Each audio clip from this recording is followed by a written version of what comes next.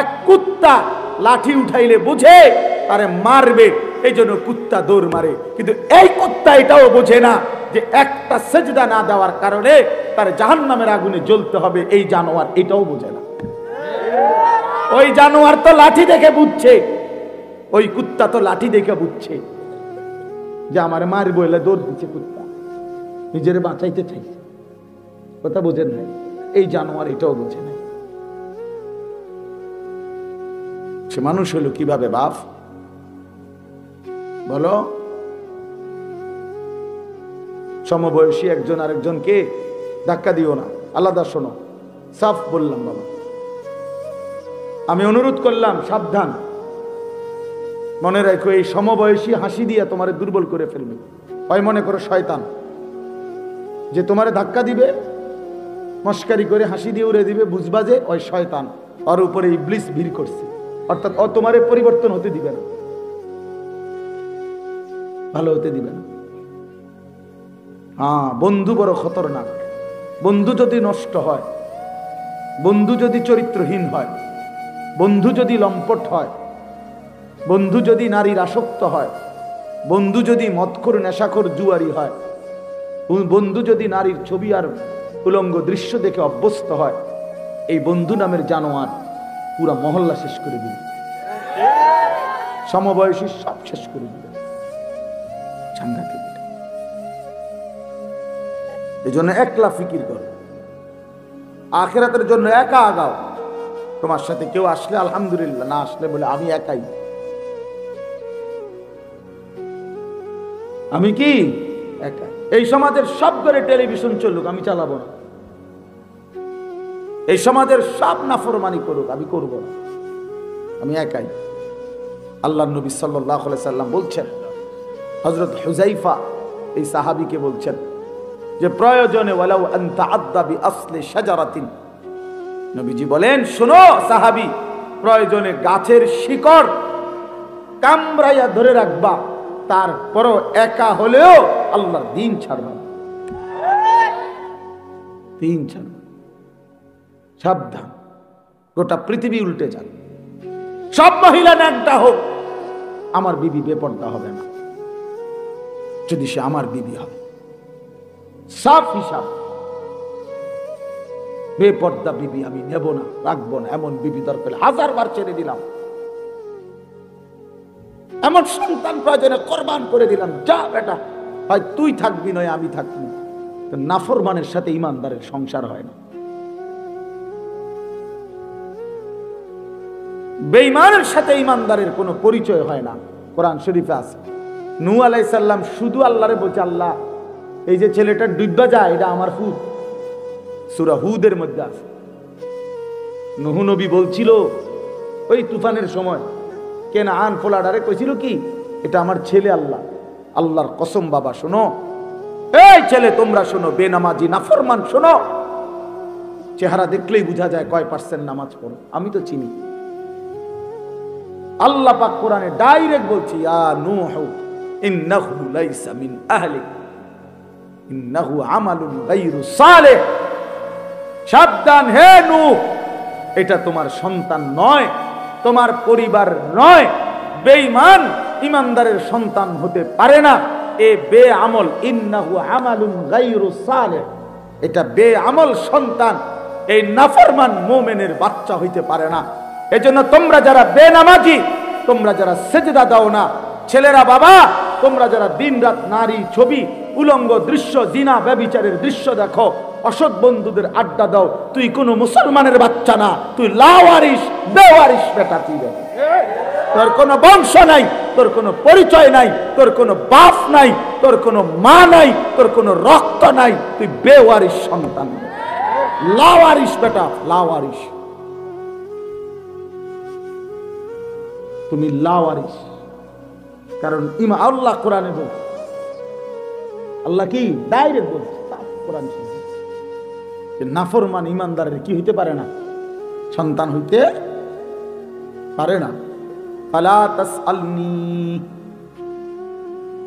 আল্লাহ বলেন নূহ নবী এমন নাফরমান সন্তানের জন্য, ফালা তাসআলনি, আমি মাওলার কাছে কিছু চেও না।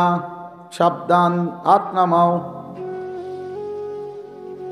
কুরআনুল কারীমের মধ্যে আছে নূহ নবী হাত নামায় ফেলছে এবং সাথে সাথে দোয়া করছে, আল্লাহ আমি ভুল হয়ে গেছে, সন্তানের ভালোবাসায় খেয়াল করি নাই, আপনি মাফ করে দিয়েন। এমন নাফরমান সন্তানের জন্য চাওয়া আমার ঠিক হয় নাই। আল্লাহর নবী সাল্লাল্লাহু আলাইহি ওয়াসাল্লামের চাচা আবু তালেব হাজারো লক্ষ অনুরোধের পরেও যখন কালেমা পড়ে নাই, শেষ পর্যন্ত যখন মৃত্যুবরণ করেছে, আল্লাহর নবী তখনও চাচা আবু তালেবের জন্য 2 হাত তুলে মাফ চাইছিল।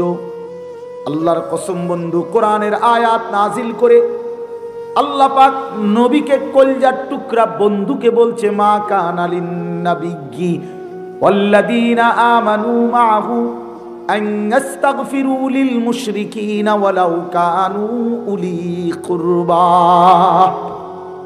আল্লাহ বলছে বন্ধু, কোন নবীর জন্য আর নবীর ঈমানদার উম্মতের জন্য এই কথার কোনো অনুমতি নাই, চূড়ান্ত নিকট আত্মীয় হলেও কোন মুশরিক বেঈমানের জন্য আমার কাছে মাফ চাওয়া অনুমতি নাই। নামান হাত, নামান, আপনি নামান। খুদ রাসূল সাল্লাল্লাহু আলাইহি সাল্লাম হাত নামায়, আল্লাহ নিষেধ করেছে হাত নামান। কার জন্য দোয়া করবেন, কার জন্য ক্ষমা প্রার্থনা করছেন? অত বেঈমান, অত মুশরিক আবু তালেব, অত বেঈমান। ওয়ালাউ কানু উলি কুরবা, যদিও সে হয় নিকটাত্মীয়, চাচা, মামা, ফুফা, দাদা, খালু, যদিও আপন রক্ত হয়, তবুও কি করা যাবে না?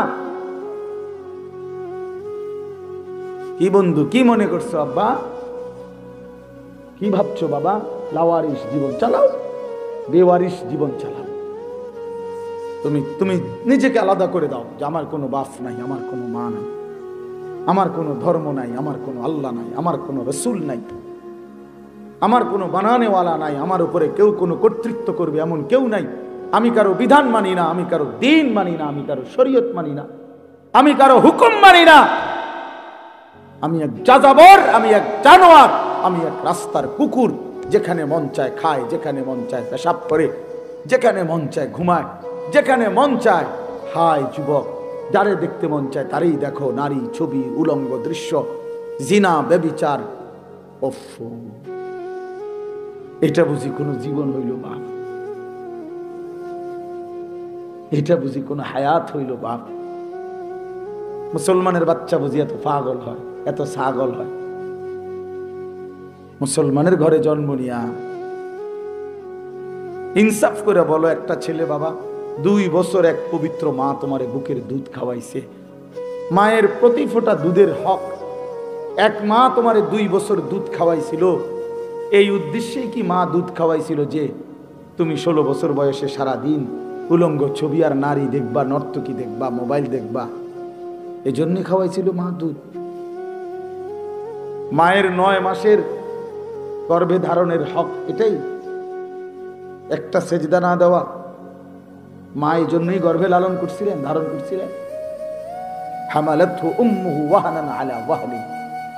আল্লাহ বলছে, এক একটা মা কষ্টের পর কষ্টের জীবন বাজি রেখে এক সন্তানকে প্রসব করে নেয়, সন্তানকে প্রসব করে। তো সে মা এই জন্য দুধ পান করাইছিল, এই জন্য মা গর্ভে ধারণ করছিল। তুমি মোবাইল দেখবা, নারী দেখবা, ছবি দেখবা, তুমি আল্লাহরে একটা সেজদা দিবা না, কোনোদিন ফজরের নামাজ পড়বা না, প্রিয় সন্তান, এইভাবে পড়ছে গেলা বাবা, এইভাবে নষ্ট হইয়া গেল।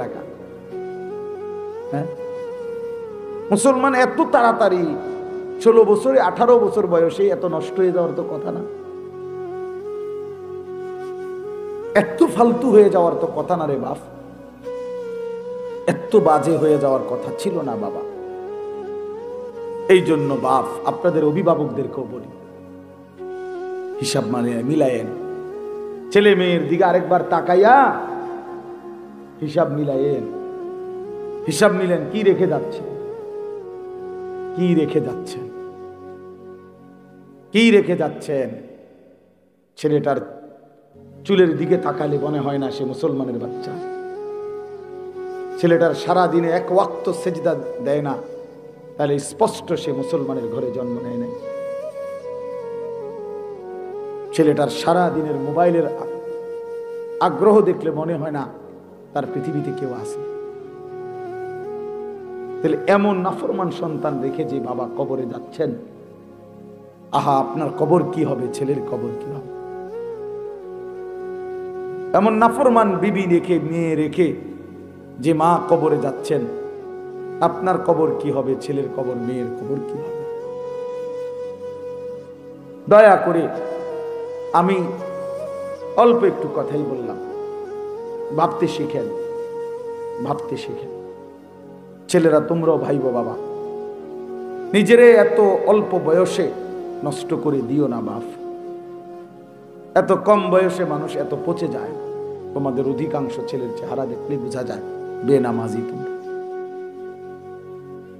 চেহারাটা দেখলেই বোঝা যায় বাপ, চেহারার মধ্যে কোনো দয়া মায়া আদর সোহাগ বলতে কিচ্ছু।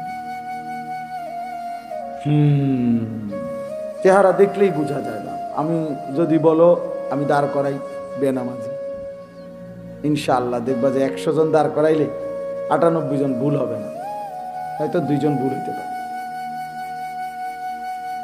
অসভ্যরে দেখলেই চিনা যায়, নির্লজ্জ বিহায়া আল্লাহর দুশমন সেজদাবিহীন ইবলিস চিনাই যায়। যে সেজদা দেয় না সে ইবলিস, শয়তান। কোরআন শরীফ বলছে, আল্লাহ বলছে, ইবলিস তুই সেজদা দিলি না, আজকের থেকে তুই শয়তান। কি এর আগে কি ইবলিসকে শয়তান বলতো? আপনারাও বুঝবেন এটা একটা সবাই। ইবলিস রে যেদিন কি দেয় নাই, এর আগে তো সে কি ছিল না। এর আগে তার পরিচয় ছিল মুআল্লিমুল মালাইকা, ফেরেশতাদের শিক্ষক। যেদিন সেজদা দেয় নাই সেদিন থেকে আল্লাহ বলছে আজকের থেকে তুই শয়তান, আজকের থেকে তুই রাজিম, ফখরুজ ফাইন্নাকা রাজিম।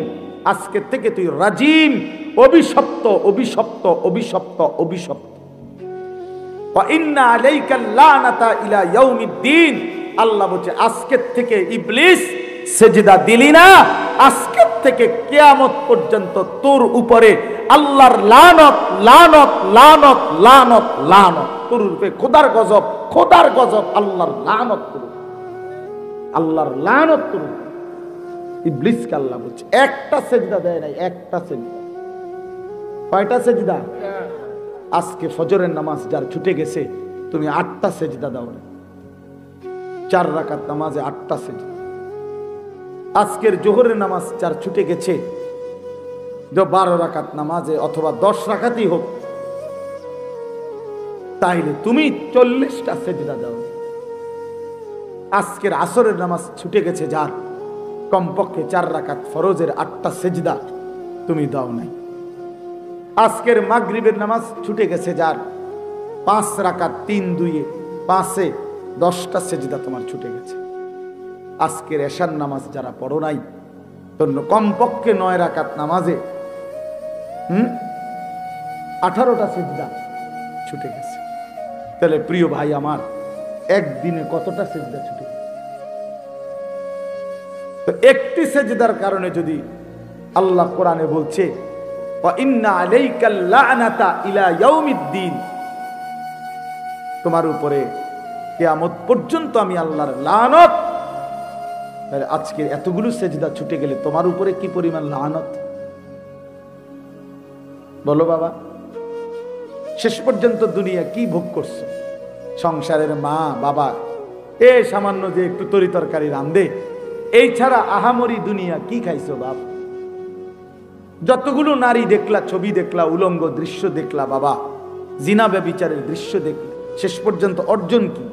ছুঁয়েও দেখলা না, ধরেও দেখলা না, এক প্লাস্টিক দেখে দেখে, এক ছবি দেখে দেখে, আহা এমন সুন্দর নিজের হায়াত, ওইটা ছবি, তুমি আসল, তুমি কোনো ছবি না, তুমি হলে আস্থা মানুষ। বোঝেন না কথাটা? মোবাইলেরটা না ছবি, আমি কি ছবি? আমি তো কি মানুষ। তাহলে হয়তো তার নষ্ট হয় নাই, কিন্তু আমি তো নষ্ট হয়ে গেলাম। ছবি দেখে দেখে আমি নষ্ট হয়ে গেলাম। এর চাইতে বড় আফসোস যে ছায়া দেখে দেখে আহা আমি শেষ। এই মোবাইলের এগুলোর তো ছায়া ছবি বলে, ছবির ছায়া, ছবিও না। প্রথমে তো হইলো আসল বেডিরা, 2 নম্বরে হইলো বেডির ছবি, তো ছবিও না, ছবির ছায়া। এই জন্য এটারে কয় ছায়া ছবি, ছবির ছায়া। তো এক ছায়া দেখে দেখে আহা আমি জিন্দগি শেষ করে দিলাম, শরীরও নষ্ট করে ফেললাম, আখেরাত বরবাদ করে দিলাম। এর চাইতে বোকা, আহাম্মক, বেওকুফ, পাগল, মাতাল, তার সিরা আর কে হইতে পারে? এর চাইতে মাতাল আর কি? বলো বাপ, একটা ছেলে বুঝছো, একজন, কোনো অসুবিধা নেই। আমি সংখ্যার কাঙ্গালি করি না, কোনোদিনও না। ছোট বড় কোনো মাহফিল হিসাব করি না, সুযোগ মিললেই হয়েছে। ডেট দিতে আমার কষ্ট হয়, অনেক চাপাচাপি, এই এর দূরে, কিন্তু আমি ছোট বড় কোনো পরোয়া করি না, আল্লাহর জন্যই বলতে চেষ্টা করি। এই জন্য বন্ধু আমার, প্রিয় ভাই আমার ছেলেরা, আমার বাবারা হিসাব মিলাইয়েন কি রেখে যাচ্ছে। খাট পালং সোফার হিসাব দিয়েন না, আধুনিকতার প্রযুক্তির হিসাব দিয়েন না, হিসাব দিবেন স্ত্রী সন্তানের ঈমানের, হিসাব করেন স্ত্রী সন্তানের নামাজের, হিসাব করেন স্ত্রী সন্তানের আখিরাতের। আমার আব্বা যেদিন ইন্তেকাল করে, আমাদের ঘরে শোয়া অবস্থায় আমার আব্বা মারা গেছে 2015 সালে। আমরা 5 ভাই 3 বোন এবং আমাদের বাচ্চা কাচ্চা সবাই মিলে 25 জন আল্লাহর কোরআন বাবার চারদিকে পড়তেছিলাম। আব্বা তখন নিঃশ্বাস টানতেছে, শেষ অবস্থা আমরা বুঝতেছিলাম যে আব্বা আর বেশিক্ষণ থাকবে না। তো 25 জন ছেলে মেয়ে নাতি নাতনি একসাথে আব্বার আমরা আল্লাহর কোরআন পড়া অবস্থায় চারদিকে আমার আব্বা ইন্তেকাল করছে। মা রে আমি জড়ায় ধরে বলছিলাম, মা কাঁদেন না। আমার আব্বার একটু পরে মুনকার নাকির ফেরেশতা যখন কবরে প্রশ্ন করবে, মান রব্বুকা আলী আশরাফ, তোমার রব কে? আমার আব্বা বলবে, ও 3.5 হাত মাটির উপরে 25 জন বংশধর যার কোরআন পড়া রেখে আসছি, ফেরেশতা সেই আমার রব। আমি রব চিনব না কেন ফেরেশতা? রব চিনব না কেন? রব চিনেছি বলেই তো সন্তানকে দ্বীন শিখাইছি, রব চিনেছি বলেই তো রবের কোরআন শিখাইছি, রব চিনেছি বলেই তো বংশের 25 জন। শোনো নাই, দেখো নাই তোমরা? ফেরেশতাকে বলবে, দেখো নাই, যাও দেখে আসো। এই জন্য হিসাব মিলা। হযরত ইয়াকুব আলাইহিস সালাম, কোরআন শরীফে আছে, বাবাদেরকে বলি, কোরআন শরীফ আছে ইয়াকুব নবী, ওনার 12 জন সন্তান, আপনারা জানেন। ওই যে 10 ভাই কুয়াত ফালাই দিছে, যেই 10 ভাই মিল্লা, এরা 10 জন। আর ইউসুফ আর বিনিয়ামিন, এরা কয়জন? কয়জন হইল? এই 12 জন সন্তান ছিল। মৃত্যুর সময় ইয়াকুব নবী এই 12 জন সন্তানকে পাশে বসাইয়া কোরআন শরীফের আয়াত, আম কুনতুম শুহাদা ইজ হাদারা ইয়াকুব আল মাউত, মৃত্যুর সময় ইয়াকুব নবী ইজ ক্বালা লিবানিহি, তিনি তার সন্তান 12 জনকে একত্রিত করে বললেন, বলো বাবারা, মা তা'বুদুনা মিন বাদি, আমি শুধু মৃত্যুর পূর্বে জানতে চাই, আমার মৃত্যুর পরে তোমরা কার ইবাদত করবে? বাবারা শুধু এই কথাটা বলো। ক্বালু না'বুদু ইলাহাকা ওয়া ইলাহা আবাইকা, 12 জন ছেলে বলল, আব্বা আপনি ঘাবড়াবেন না, আপনার মৃত্যুর পরেও আমরা আপনার যিনি রব এবং আপনার পূর্বপুরুষ ইব্রাহিম নবী, ইসমাইল নবীর যিনি রব, আমরা তার গোলামি করে যাব। ইয়াকুব আলাইহিস সালাম বলছেন, খালাস, আমার আর কোনো পেরেশানি নাই, আমি গেলাম, আমার সন্তানকে ঈমানের উপরে রেখে গেলাম, আল্লাহর ইবাদতের উপরে। কি আপনারা বাপ বলেন, বলেন, এই যে ছেলে পেলেদের চুল এগুলো দেখেন, এগুলো যাদের সন্তান, এই জঙ্গলি, এগুলো কার সন্তান বলেন? এই যে জঙ্গল, এগুলো জঙ্গলি, এই জঙ্গলি এগুলো তার বাপ কোথায়? এই বাপ কি কোনোদিন জিজ্ঞাসা করলো না যে, বাপ তুই মুসলমান না আমি মুসলমান, তুই কেমনে আমারে ভুলে গেলি, আমি কেমনে তোরে ভুলে গেলাম? তোমার মাথার এই চুল তুমি বাবা কার থেকে নিছো? তুমি মুসলমানের ঘরে বড় হইয়া, ফ্যামিলির সবাই মুসলমান হয়ে তুমি যে বাবা কোনোদিন ফজরের নামাজ পড়ো না, এ কেমন মুসলমান তুমি বাবা? আমার ঘরেই ঘুমাও, এই রুমে ঘুমাও, আমি এই রুমে ঘুমাই, অথচ এই রুমে ঘুমাইয়া মুসলমানের মা বাপ জীবিত থাইকা সন্তান এক ওয়াক্ত নামাজ পড়ে না। মা বাবা এত বড় পাষাণ কেমনে হয় আল্লাহর কসম আমি বুঝি না। আমি বহুত চিন্তা করছি এটা। ওই মা বাবার কলজাটা আমার দেখতে মন চায়, মাঝে মাঝে মন চায় যে আলটা করাই, যে এটা কেমন বা জালেম মা বাপ যার চোখের সামনে তার ছেলে মেয়ে স্ত্রী সন্তান জাহান্নামী হয়ে যাচ্ছে। এই বেচারার কোনো আফসোস নাই, চোখের পানি নাই। এই দুশ্মন বেনামাজি তো আল্লাহর দুশ্মন, রসুলের দুশ্মন, কোরআনের দুশ্মন, আল্লাহর দুশ্মন। এই দুশ্মনের লাইগা এ বেটা বিল্ডিং করে, জমি কিনে, বাজারে ভিট লয়, এইটার লাইগা সুদে টিয়া লইয়া হেতেরে বিদেশ পাঠায়, ডাকাইতে একটা সেজদা দেয় না, তার চোখের সামনে দেখছি, তার লাইগা 8 লাখ টাকা লইছে। হায় রে বাপ, তুমি কি বুঝলা? পুতে কার লাইগা লইলো এই ফোলাগার? আপনি একটাবার দেখেন না, আপনি যে 8 লাখ টাকা সুদে নিলেন, কিস্তিতে নিলেন, কার লাইগা নিলেন? এটাও হারাম। আর এইটা এক ওয়াক্ত নামাজ পড়ে না বাপ মার চোখের সামনে, তো বাপ মার চোখের আড়ালে গেলে এই নাফরমান সেজদা দিবে কেমনে? আপনজনের সামনে, গ্রামে মহল্লার মানুষের সামনে যার লজ্জা নাই, অপরিচিত মানুষের সামনে সে কারে লজ্জা করবে? কথা বুঝেন নাই? এখানে তো তার আপনজনেরা, তার চাচা, জেঠা, মামা, ফুফা, খালু, মা, খালা, দাদি, বাপ, চাচা, একটা মানুষের সে পাত্তা দেয় না, এগুলো কাউরে সে শরমায় না। এত বড় বেশরম, এই চোখের আড়ালে গেলে কেমনে নামাজ পড়বে? বলেন না, বলেন বাবা, বলেন। অনুরোধ করছি এই জন্য, দয়া করে আল্লাহ নবীর এই হাদিস আবার আসেন। নবীজি বলছেন বাবার কাছে সন্তানের চাওয়া 2 জিনিস। এক হলো আইয়ুহসিনা ইসমাহু ওয়া আইয়ুহসিনা আদাবাহু। 1 নাম্বার হলো একটি সুন্দর নাম রাখা, এটা সন্তানের পাওনা বাপমার কাছে। আরেকটা হলো ওই দেখেন, দেখছেন, মানে উনি হিসাব হইলো চুরি করে হইলো উনি মোবাইলে উঠাইল। হ্যাঁ, ওই বেড়া বেড়া আমদের কইছি না, ওই চাদুর লাগে। মানে হের কথা হইলো, হুজুর তোমার, তুমি না আরো তোমার বাপেও যদি কয়, আমি জীবনে কারো কথা শুনছি না, আজকে কিতাম হইতাম। কথা বুঝেন নাই? আমি সিদ্ধান্তই নিছি আমি শুনবো না। আরো হুজুরে যদি শিক্ষারেও কয় আমি শুনবো না। ঠিক আছে বাপ, হ্যাঁ হ্যাঁ, অনেকের ভাইয়া রাগ হইও না, আমি শক্ত মানুষ। হাদিসে স্পষ্ট আছে, প্রিয় ভাই শুনো, আল্লাহ নবী সাল্লাল্লাহু আলাইহি ওয়াসাল্লাম বলেন, কোন মানুষের দিল, খোদার কসম, কাল কুজে মিরবাদান। নবীজি বলছে কিছু কিছু মানুষের অন্তর থাকে সম্পূর্ণ, এই যে মনে করেন এইটা এদিক দিয়ে যদি থাকে, এইভাবে ধরে, তাইলেই তো গ্লাসটা পুরবে, মানে কাফ। এটা যদি এমনে থাকে, কথা বুঝছেন নি আপনি? এটা যদি এমনে থাকে, তাহলে এখন যদি 1 সাগর পানি দেয়, বলো বাপ, এটা পূর্বে কোনোদিন? পুরো আটলান্টিক সাগরটা যদি এটা ঢাইলা দেওয়া হবে কিছু?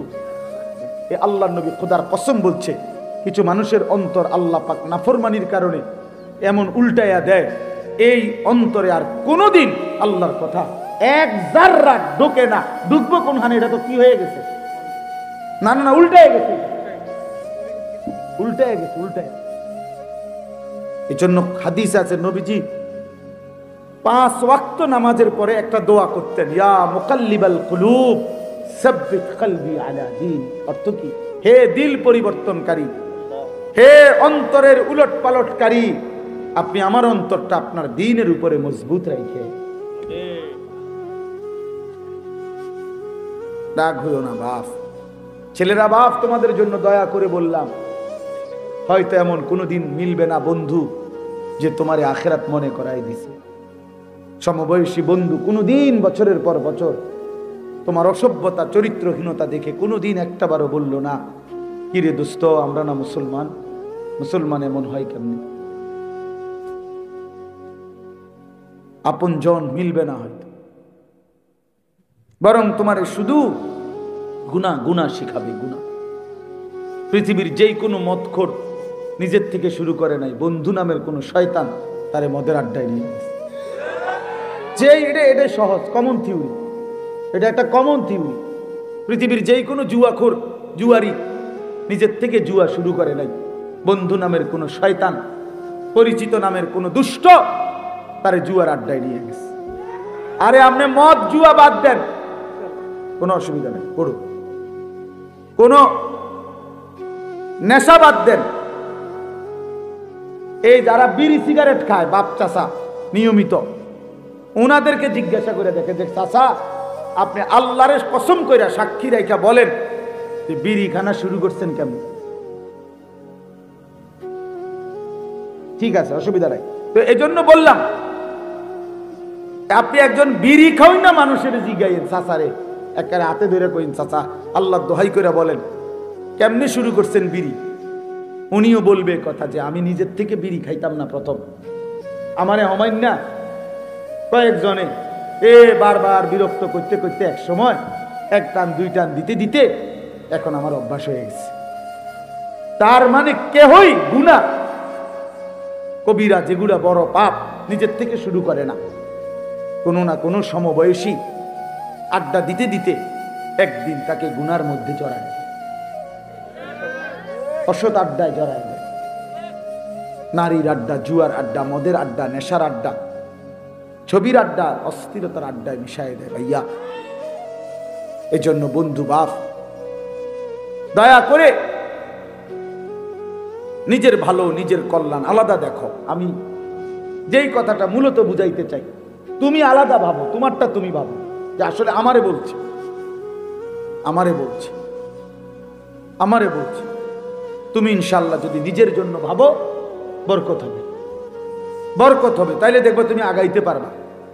কোরআন শরীফে আছে হাসরের দিন যার আমল নামা হাতে ডান হাতে দেওয়া হবে সে সবাইকে দেখাবে। একটা মজার জিনিস মনে রাখবেন, প্রত্যেক মানুষকে হাসরের ময়দানে তার পরিচিতদের সাথেই উঠাবে। আমরা কোনো চীনের মানুষের লোক উঠাইত না,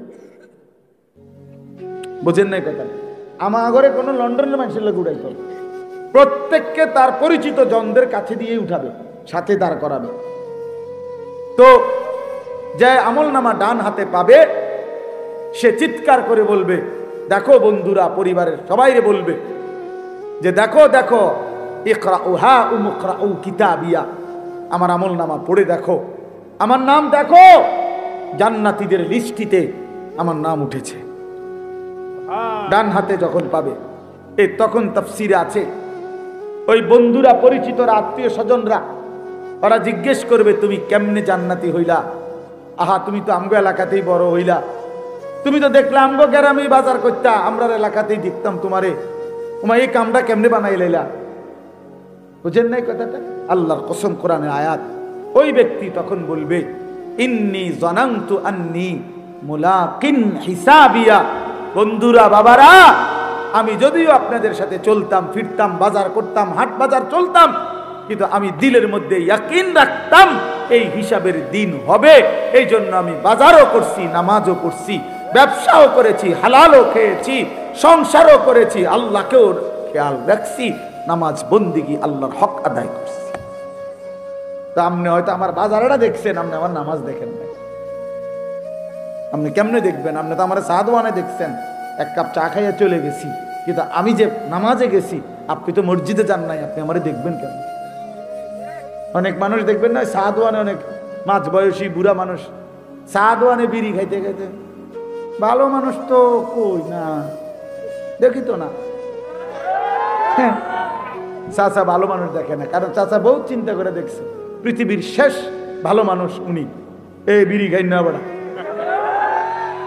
এই শেষ পৃথিবীর শেষ ভালো লোকটা, এই যে বেটার গায়ের থেকে বিড়ির দুর্গন্ধ, বিড়ির গন্ধে যে বেটার কাছে যাওয়া যায় না, এ বেটা এই পৃথিবীর শেষ ভালো মানুষ।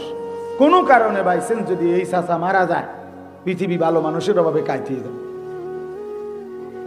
এই জন্য সবাই টিকিট কাইটা 10 টাকা টিকিটে এই ভালো মানুষ শেষবারের মতো সাদওয়ানে ছাইয়া দেখা দেওয়া দরকার, যে যে এই যে বিড়ি খাই না বেটা ভালো মানুষ তো আয়,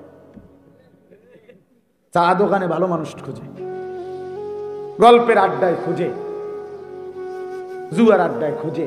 না রে বন্ধু, ভালো মানুষ তো ভালো মানুষের জায়গায় থাকে, ইমানদার তো ইমানদারের জায়গায় থাকে। আপনি রাত গভীরে দেখবেন লক্ষ লক্ষ ইমানদার এখনো এই বাংলাদেশে, আলেম ওলামা তোলাবা আউলিয়া বুজুর্গ সাধারণ মুসলমানের মধ্যেও অনেক নেককার মানুষ আছে, রাত গভীরে অন্ধকারে তাহাজ্জুদের সেজদা দিয়ে আল্লাহর বান্দা চোখের পানি ফেলে আল্লাহর জমিন ভাসাইতেছে। আবার অসংখ্য নাফরমান বেঈমানকে দেখবেন একই শহরে, ঢাকা শহরে গেলে দেখবেন আপনি রাতের অন্ধকারে হাজারো আল্লাহর বান্দা সেজদায় কাঁদতেছে। আবার এই ঢাকা শহরে রাতের অন্ধকারে মদের আড্ডা, জুয়ার আড্ডায়, নারীর আড্ডা, জিনার আড্ডায়, ক্লাবে, হোটেলে, বারে, রেস্তোরাঁয় অশ্লীল নাচ গান বেবিচার হচ্ছে। হ্যাঁ, এটা মনে রাখতে হবে। এই জন্য আমি অনুরোধ আমার, আমি দয়া করে এটা বুঝাইতে চাইলাম, আমি মেহেরবানি করে এটা বলতে চাইলাম। আল্লাহ নবী সাল্লাল্লাহু আলাইহি সাল্লাম বলেছেন, পিতা মাতার জিম্মাদারি সন্তানের আদব, আইয়ুহসিনা আদাবাহু, তার আদবের দিকে খেয়াল রাখা। কিসের বলেন না কেন? আদব। আর হলো তার উত্তম নাম। কথাটা কেন মনে হয়েছিল? মনে হয়েছিল এই নামটা দেখা, এই হাবির বাড়ি উদ্যোগে এই কথাটা দেখা মূলত মনে হয়েছে। এতগুলো কথার শুরু কিন্তু এই নাম, এটা অর্থাৎ এইখানে নাম তো হাবির কোনো নাম হইতে পারে না, এটার পুরা নাম হারাই গেছে। এটা যার নামই হোক, ওনার পুরা নামটা কি করে দিছে? হারাই গেছে। হয় হাবিবুর রহমান হবে, হয় হাবিবুল্লাহ হবে, এরকম একটা কিছু তো হবে। তো এটা হাবির বাড়ি কি তা? কথা বুঝছেন নি? কথা এই কথাটার কারণে আমার এটা মনে হচ্ছে, এই এতগুলো কথার শুরু এইটা দেখেই কইছি আমি। হাবির বাড়ি কি? হ্যাঁ, হাবিবুর রহমান, কতটা সুন্দর নাম, হাবিবুর রহমান, আল্লাহর হাবিব। কিন্তু এই যে নাম, এই নাম হচ্ছে, নাম তো আব্দুল খালেক, কিন্তু গ্রামবাসী বানাই দিছে খালেক। আমি ওইভাবে বললাম না, আমি বললে এটা বলাটাও তো, আমি বুঝানোর জন্য বলাটাও তো অন্যায়। মানে আমি ওইভাবে কেমনে বলি এটা, যে আল্লাহর নামকে এইভাবে বিকৃত করে উচ্চারণ করে, এই কথা বলতেও তো সাহসে কুলায় না। কথা বুঝছেন? এইটাই বলাটাই তো কি সাহসে কুলায় না। এ তো আমার মহান মাওলার নাম, আলী আল্লাহর নাম, খালেক, মালিক, রাজ্জাক, সত্তার, আল্লাহর নাম না? তো এই জন্য বললাম, দয়া করে সুন্দর একটা নাম, পুরনো একটা নাম রাখা, বলা, শোনা, কোন আলেমে দ্বীন থেকে জিজ্ঞাসা করে নেওয়া যে হুজুর আমার নামটা সঠিক, সুন্দর, অর্থবহ কিনা। নামের খুব গুরুত্ব। হাদিসের মধ্যে আছে, একেবারে স্পষ্ট হাদিস, আল্লাহ নবী সাল্লাল্লাহু আলাইহি সাল্লাম বলছেন, কোন উম্মত ইমানদার যখন নবীজির উপরে একবার দুরূদ শরীফ পড়ে, আল্লাহর কসম, আল্লাহর ফেরেশতা আছে নির্ধারিত, ওই ফেরেশতা ওই দুরূদ শরীফের হাদিয়াটা নিয়ে মদিনার রওজা পাকে নবী সাল্লাল্লাহু আলাইহি সাল্লামের সামনে আরজ করে বলে, বিইসমিহি ওয়া বিইসমে আবিহি, ওই ব্যক্তির নাম এবং তার বাবার নাম সহ নবী পাকের সামনে ওই দুরূদ শরীফের হাদিয়াটা পেশ করে। গিয়ে বলে, ইয়া রাসূলুল্লাহ, আলী আশরাফের ছেলে আনিসুর রহমান আপনার নামে একবার দুরূদ শরীফ পড়েছে সাল্লাল্লাহু আলাইহি ওয়াসাল্লাম। একবার পড়লাম তো এটাই পৌঁছাবে। এই তো আমার বাবার নামও উচ্চারিত হয়, আমার নামও উচ্চারিত হয় নবী পাকের সামনে। তো সেই নামটা যখন ব্যঙ্গ, বিদ্রুপ, সেই নামটা যখন ভুল, অর্থহীন, তখন নবী সাল্লাল্লাহু আলাইহি ওয়াসাল্লাম তো বলবেন, কষ্ট পাবেন যে উম্মত, আমি তো বলেই আসছি একটি সুন্দর নাম রাখা এটা আমার উম্মতের হক। বিষয়ে না, সব বিষয়ে আপনি যতগুলো হক, এই বাচ্চার হক আইয়ুহসিনা আদাবাহু, তাকে দ্বীন শিখানো, তাকে আদব শিখানো, তাকে আখলাক শিখানো, তাকে কোরআন শিখানো, তার আল্লাহর পরিচয়, রাসূলের পরিচয় দেওয়া, তাকে দ্বীন বুঝায়া দেওয়া। এই 6 বছরের বাচ্চা, অবুঝ বাচ্চা, তার নিজস্ব কোনো সিদ্ধান্ত নাই, 7 বছরের বাচ্চার নিজে কোনো সিদ্ধান্ত নেওয়ার কোনো অধিকার নাই, কোনো বুঝে নাই, আপনি কেন তারে আল্লাহর কোরআন থেকে বঞ্চিত করলেন, রসুলের হাদিস থেকে বঞ্চিত করলেন, তারে কেন নামাজ থেকে বঞ্চিত করলেন?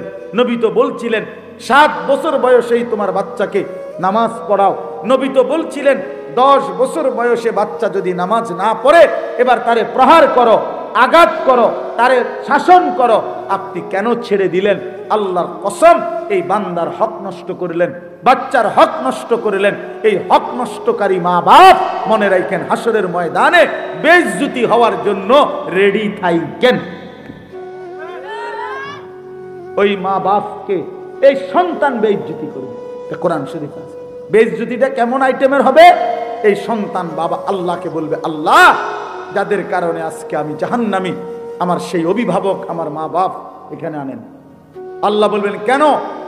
তো সন্তান বলবে, না জাআলহুমা তাহতা আকদামিনা, আমার 2টা পায়ের নিচে ফেলাইয়া আজকে এই মা বাপকে হাসরের ময়দানে মারাইয়া মুরাইয়া এরপরে আমি জাহান্নামে যাব। আপনি তখন টের পাইবেন, আপনি তখন টের পাইবেন ভাত তরকারি আর খাট পালং। আপনি তখন শিক্ষারে কইবেন, পুত আরে সোফারে কাল লাগে রে বানাইলাম, আরে সোফারে, আরে আলমারি রে, আরে বিল্ডিং রে, পুত তুই তো হুটতে আসিলি, আমি নিজে মেস্তুরি ইট গাইতে গেছে, আমি নিজে ফানি দিছি রে ফুট, ছাদটা ডালাই দিবার পরে 15টা দিন টানা আমি ফানি দিছি তুই। আরে তোগুলো লেগে করছি রে বাপ, কি না করলাম তোগুলো লেগে, কি না করলাম, কি না করলাম। বালুর লগে দাঁড়াইয়াছিলাম, মেস্তুরির সামনে দাঁড়াইয়াছিলাম, হ্যাঁ, গুনে গুনে ইট বালু সিমেন্ট একটাও যাতে কম না দেয়, কি কষ্ট করে খেয়াল করছিলাম একটা বিল্ডিং যাতে মজবুত হয়, আখেরাত যাতে বরবাদ হয়। বুঝেন না কথাটা? বিল্ডিং যেন মজবুত হয়, যেন তোরে আজরাইলে টাইম নাও ঘরের থেকে বাহির করতে না পারে, এমন শক্ত SS5 এর গেট লাগাই দিছি বাপ, কোনো চিন্তা করবি না। আমার গো দাদার আমলে মারা গেছে, যাইতে পারে তার বেড়ার ঘর আছিল, টিনের ঘর আছিল, দুয়ারও আছিল বেড়ার টিনের, এত সামান্য দরজা খুললা ফেরেশতা নেওয়া এটা হইতে পারে। SS5 থেকে আজরাইল নেওয়া সম্ভব না, কাজে কোনো চিন্তা করো না আব্বা, আমি মরলে মরছি কিন্তু তুই মরতি না। হ্যাঁ, নাই তো কি দিয়ে গেলেন সন্তানকে, নয়তো সন্তানকে কি দিয়ে গেলেন বাবা? ছেলেটাকে কি দিলেন, মেয়েটাকে কি দিলেন? 16 বছরের মেয়েটা বেপর্দা কেন? 25 বছরের স্ত্রী বেপর্দা কেন? স্ত্রী সন্তান প্রতিদিন রঙিন টেলিভিশনে নাচ গান দেখে কেন? নাটক সিনেমা দেখবে কেন? আপনি মুসলমান, আপনার ফ্যামিলি মুসলমান না? বলেন। এই জন্য আমি শক্ত হইলেও আমারে মাফ করে দিয়েন, আমি মনে করাই দিলাম। আর যদি কোনোদিন বলতে না পারি, আর যদি কখনো আসার সুযোগ না হয় বাবা, একবার আসছি, একবারই বললাম, আখেরাত মিলাইয়া নিয়েন। যুবক ভাই তোমাদেরকেও বলি বাবা, আবারও বলছি ওই কথা, এত কম বয়সে যদি তুমি এতটা নষ্ট হয়ে যাও, আমার বাপ আগামীর হায়াতটা কেমনে পার করবা? যদি আল্লাহ তোমারে 40 বছর হায়াত দেয়, 50 বছর হায়াত দেয়, আমার প্রিয় ভাই, কেমনে বললে বুঝবা যে তুমি এক ওয়াক্ত নামাজ পড়ো না, তোমার সন্তানটা কেমন হবে? তুমি যে সারাদিন মোবাইলে নারীর ছবি দেখো, তা আল্লাহ যদি হায়াতে বাঁচায়, তোমারে বয়স হয় তোমার, আল্লাহ যদি তোমার বিবাহের সামর্থ্য দেয়, তোমারও তো আল্লাহ চাহে তো সন্তান হবে ইনশাআল্লাহ। তো সেদিন তোমার সন্তানের আখলাক কি হবে বলে? এই জন্য আমি ছেলেদেরকে অনুরোধ করলাম, নিজেরে নিজে বরবাদ করো না, নিজের পরিবর্তনের জন্য। এবার এই আয়াতটা শেষ কথা, আমরা যদি সিদ্ধান্ত নিতে পারি যে আমার বদলানো দরকার, আমার আখেরাত দরকার, আসলেই ইমানদারের জীবন আখেরাত, দুনিয়া আমাদের জন্য না। কোরআন শরীফে আছে, আল্লাহ তাআলা বলেন কাফের বেঈমানের কথা হলো মা হিয়া ইল্লা হায়াতুনা দুনিয়া। সরাসরি কোরআনের আয়াত, আল্লাহ বলে কাফেরদের কথা যে জীবন মানে শুধুই দুনিয়া, মা হিয়া ইল্লা হায়াতুনা দুনিয়া। কাফেরের কথা এটা আল্লাহ কোরআনে বলছে, জীবন মানে শুধুই দুনিয়া। আর ইমানদারের জন্য আল্লাহ বলছে ওয়া ইন্নাদ দারাল আখিরাতা লাহিয়াল হায়াওয়ান, আল্লাহ বলছে বান্দা শোনো, নিশ্চয়ই আখিরাতই হচ্ছে জীবন। এজন্য ইমানদারের জীবন মূলত আখিরাত, ইমানদারের মূলত হায়াত হলো আখিরাত, আর বেঈমানের হায়াত হলো দুনিয়া। দুনিয়া। অতএব আমরা যদি আখিরাতের কথা ভাবি, নিজের ঈমান আমল চরিত্রের কথা ভাবি, তো আমাদের পরিবর্তনের জন্য, নিজেকে বদলাবার জন্য, নিজের জীবন সাজিয়ে তোলার জন্য একটা চমৎকার মৌসুম, সিজন আমাদের সামনে, সেটা হলো মাহে রমজান। এই কথাটা বলার জন্যই কোরআনের আয়াতটা পড়ছি। এইটাই শেষ কথা, মাহে রমজান। মানুষ মৌসুম চিনতে হয়। আলুর সিজনে আলু লাগাইতে হয়, কফির সিজনে কফি লাগাইতে হয়, আখিরাতের সিজনে আখিরাত কামাইতে হয়। জাহান্নাম থেকে বাঁচার সিজন আসতেছে, জান্নাত কামাই করার সিজন আসতেছে, তাকওয়া অর্জনের সিজন আসতেছে, নিজেকে মুত্তাকি বানানোর মৌসুম আসতেছে। আল্লাহ বলছে ইয়া আইয়ুহাল্লাযীনা আমানু, হে ঈমানদারগণ, তোমাদেরকে আলাদা বলছি আমার মুমিন বান্দা, কুতিবা আলাইকুমুস সিয়াম কামা কুতিবা আলাল্লাযীনা মিন ক্বাবলিকুম, তোমাদের উপরে রোজা ফরজ করা হলো, তোমাদের পূর্ববর্তীদের উপরে রোজা ফরজ করা হয়েছিল। কেন? কেন? লাআল্লাকুম তাত্তাকুন, আল্লাহ বলে যেন তোমরা মুত্তাকি হতে পারো, যেন তোমরা মুত্তাকি হতে পারো। প্রশ্ন হলো মুত্তাকি হলে কি লাভ? আল্লাহ বলছে উইদ্দাত লিল মুত্তাকিন, মুত্তাকিদের জন্যই জান্নাত বানানো হয়েছে, জান্নাত বানানোই হয়েছে মুত্তাকিদের জন্য।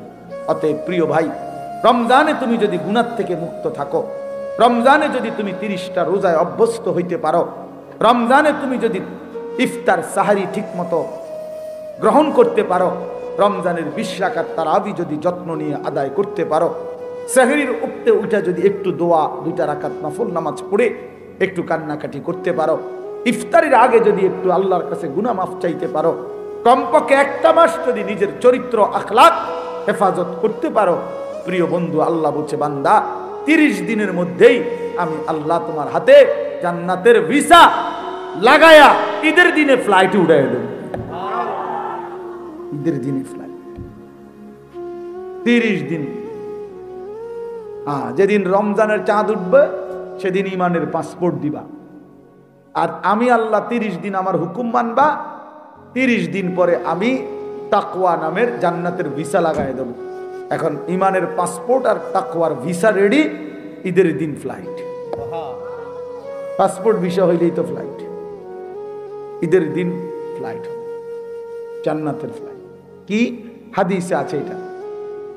আল্লাহ নবী সাল্লাল্লাহু আলাইহি সাল্লাম বলছেন, ঈমানদার পুরা রমজান যখন গুনাহ থেকে পবিত্র হয়ে ওয়া ইরতিফায়ে মাকানি, আমার উচ্চ সম্মান মর্যাদার কসম, আমি আল্লাহ আমার এই ঈমানদার রোজাদার পুরা মাস আমার হুকুম মানছে, ইফতার সাহরি তারাবি তাহাজ্জুদ, দোয়া মুনাজাত তিলাওয়াত জিকির রোজা এবং হারাম চুরি ডাকাতি জিনা ব্যভিচার সুদ ঘুষ অশ্লীলতা থেকে বেঁচে থাকছে। আজ আমি তোমাদেরকে সাক্ষী রেখে বললাম, আজ এই পবিত্র ঈদের দিনে আমি তাদেরকে মাফ করে দিলাম।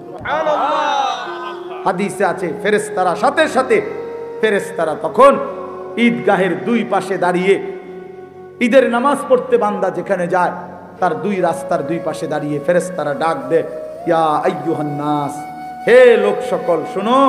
আমরা ফেরেশতারা নিজ কানে শুনছি, ইন্নাল্লাহা কাদ গাফারা লাকুম, আল্লাহ তোমরে মাফ করে দিয়েছে। ফারজিউ রাশিদিনা ইলা রিহালিকুম, তোমরা এখন খুশি খুশি সন্তুষ্ট চিত্তে তোমাদের ঘরে ফিরে যাও, জান্নাতের বুঝ হয়ে গেছে। এই জন্য রমজান মাস যুবক ছেলেরা বাবা সিদ্ধান্ত নাও, এবারের রমজান আর মাত্র 30-31 দিন। এই 30-31 দিনকে সামনে রেখে তুমি সিদ্ধান্ত নাও যে রোজা রাখবা।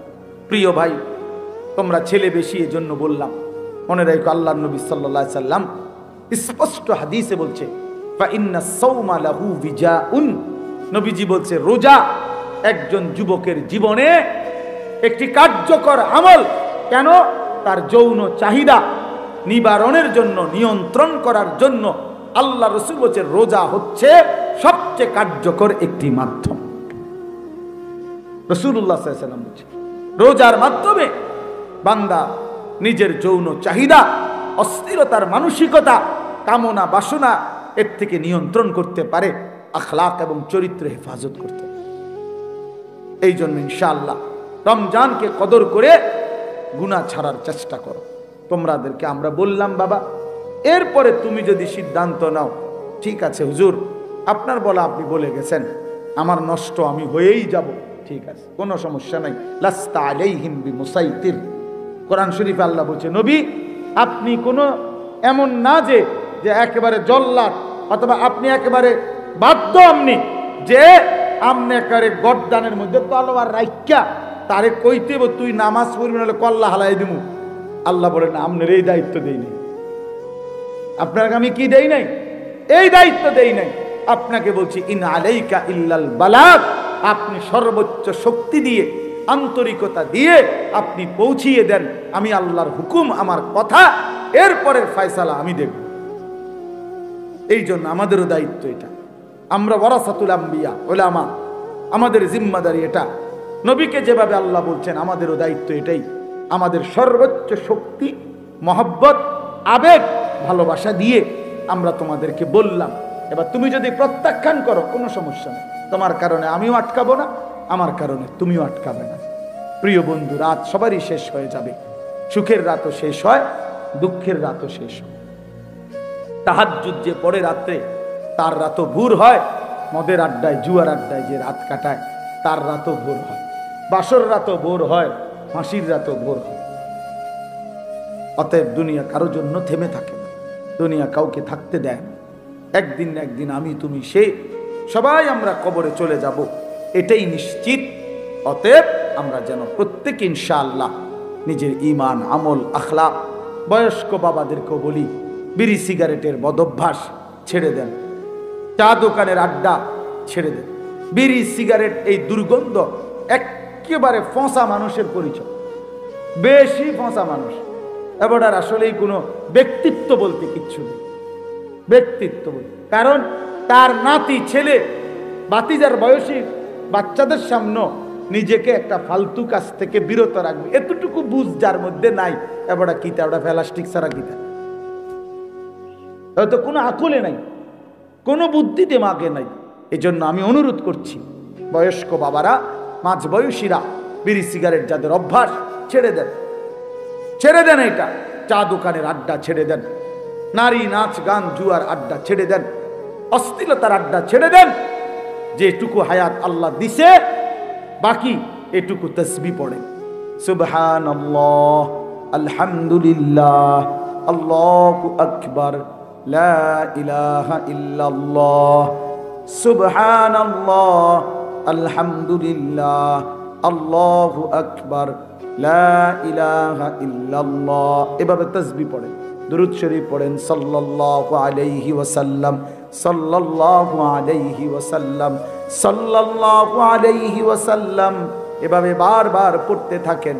নবীজি বলছেন উম্মত একবার যদি দুরূদ শরীফ পড়ে আল্লাহ পাক 10টা রহমত নাজিল করে, 10টা গুনাহ মাফ করে দেয়। আল্লাহর কাছে ওই বান্দার মর্যাদা 10 গুণ আগের চাইতে বেড়ে যায়।